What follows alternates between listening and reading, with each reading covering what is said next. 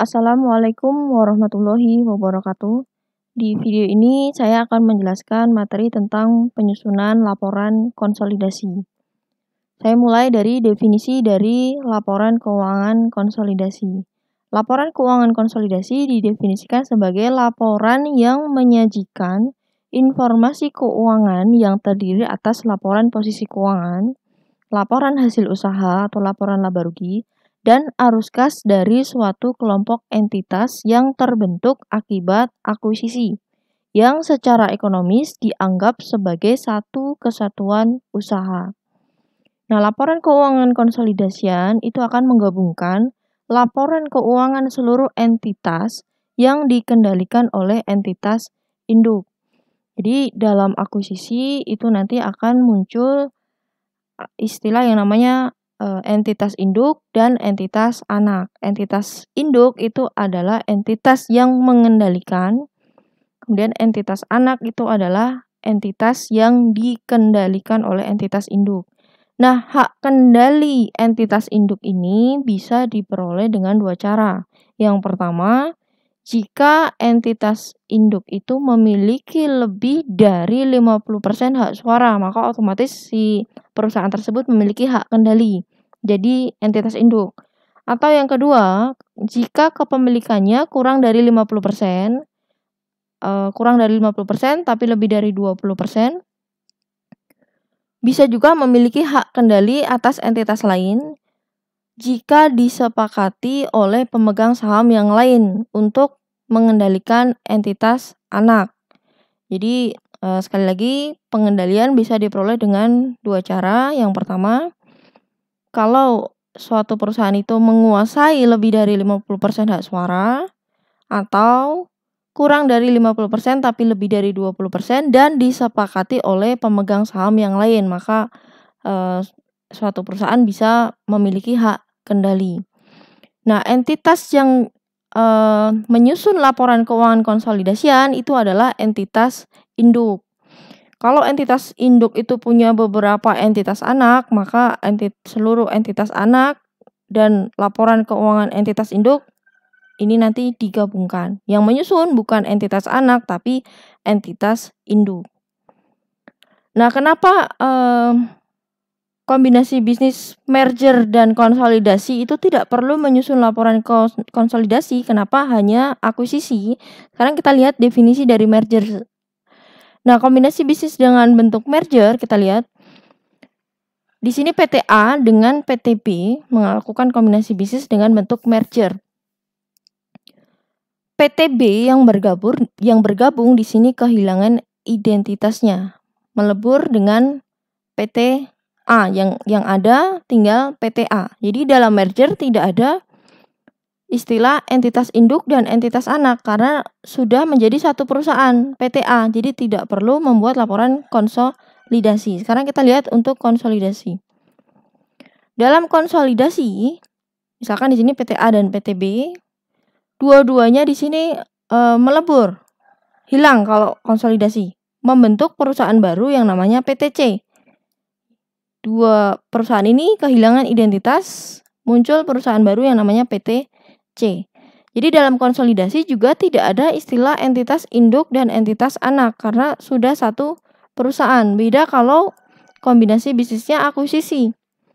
PT A plus PT B sama dengan PT A dan PT B, tidak ada yang hilang, masing-masing tetap berdiri, tapi salah satu perusahaan menjadi perusahaan induk, yang lainnya menjadi entitas anak. Nah, di akhir periode entitas induk, katakanlah di sini PT A yang menjadi entitas induk, wajib menyusun laporan keuangan konsolidasian. Nah, laporan keuangan konsolidasian ini menggabungkan laporan keuangan PT A dan laporan keuangan PT B. Jadi itu alasannya kenapa laporan keuangan konsolidasi itu hanya ada dalam kombinasi bisnis dengan bentuk akuisisi.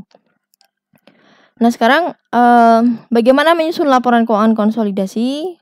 Dalam menyusun laporan keuangan konsolidasian, kita membutuhkan alat bantu yang berupa kertas kerja atau worksheet dengan pendekatan laporan keuangan.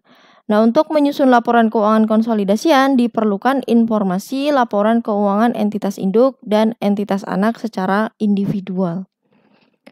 Nah, bagaimana persyaratan atau kriteria dalam menyusun laporan keuangan konsolidasian? Yang pertama, laporan keuangan entitas induk dan entitas anak harus disusun dengan tanggal yang sama, misalkan per 31 Desember. Kalau misalkan beda bagaimana? Maka entitas anak menyesuaikan dengan laporan induk per tanggal berapa. Jadi anak menyusun laporan tambahan yang tanggalnya sama dengan laporan keuangan induk. Jadi ada laporan tambahan. Nah, perbedaan, kalau misalkan ada perbedaan tidak boleh lebih dari 3 bulan. Kemudian persyaratan yang kedua, kebijakan akuntansi yang digunakan harus sama. Kalau misalkan berbeda, dibuat penyesuaian. Contohnya apa? Contohnya misalkan induk pakai kebijakan penyusutan garis lurus. Kemudian anak beda, pakai metode lain. Nah, si anak nanti menyesuaikan, harus sama kebijakan akuntansinya dengan induk. Kemudian yang ketiga, kepentingan non-pengendali diakui dan disajikan pada ekuitas dalam laporan posisi keuangan konsolidasian. Jadi kalau misalkan si induk tidak memiliki 100% saham si anak, maka otomatis akan muncul yang namanya kepentingan non-pengendali. Nah, kepentingan non-pengendali nanti disajikan terpisah dari ekuitas pemilik entitas induk.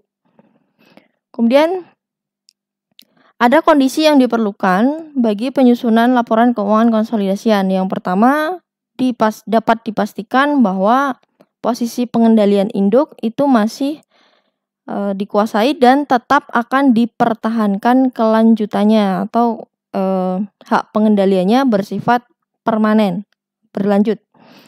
Kemudian dipastikan juga bahwa entitas anak tidak dalam keadaan bangkrut atau direorganisasi. Kemudian yang ketiga, laporan keuangan konsolidasian merefleksikan posisi keuangan dan hasil usaha setiap entitas yang bergabung secara valid. Nah, bagaimana prosedur menyusun laporan keuangan konsolidasian? Nah, dalam menyusun laporan keuangan konsolidasian, laporan keuangan entitas induk dan entitas anak nanti digabung satu persatu dengan menjumlahkan unsur-unsur yang sejenis dari aset, liabilitas, ekuitas, pendapatan, dan beban. Jadi unsur-unsur yang sama nanti dijumlahkan, digabung. Nah, prosedur penyusunan laporan keuangan konsolidasi diatur dalam PASK nomor 65 tentang laporan keuangan konsolidasian. Langkah-langkahnya yang pertama adalah menghapus atau mengeliminasi jumlah tercatat investasi entitas induk di setiap entitas anak dan bagian entitas induk pada ekuitas setiap entitas anak. Jadi investasi yang tercatat nanti kita eliminasi. Kemudian yang kedua, kita eliminasi juga akun-akun yang terkait dengan transaksi antara induk dan anak.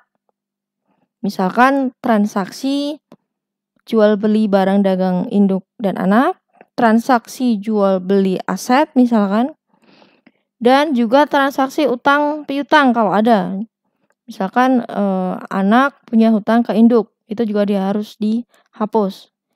Jadi yang kedua ini intinya adalah menghapus atau mengeliminasi akun-akun yang terkait dengan transaksi antara induk dengan anak. Kemudian pajak penghasilan yang muncul dari transaksi induk anak ini kita akui. Pajak penghasilan diterapkan untuk perbedaan temporer sebagai akibat penghapusan laba dan rugi yang timbul dari transaksi dalam kelompok usaha induk dan anak ini. Nanti kita akui sebagai pajak tangguhan. Kemudian yang ketiga, kita gabungkan aset, liabilitas, ekuitas, penghasilan, beban, dan arus kas yang sejenis dari entitas induk dengan entitas anaknya. Jadi akun-akun yang sama nanti kita jumlahkan. Kemudian kita tentukan kepentingan non-pengendali atas laba atau rugi entitas anak selama periode pelaporan. Jadi kepentingan non-pengendali juga memiliki hak atas laba periode berjalan dan juga hak atas jumlah kepentingan non-pengendali pada tanggal kombinasi bisnis awal dan bagian kepentingan non-pengendali atas perubahan ekuitas sejak tanggal kombinasi tersebut. Oke, berikutnya saya akan berikan contoh bagaimana menyusun laporan keuangan konsolidasian. Saya tampilkan di video berikutnya. Oke, terima kasih.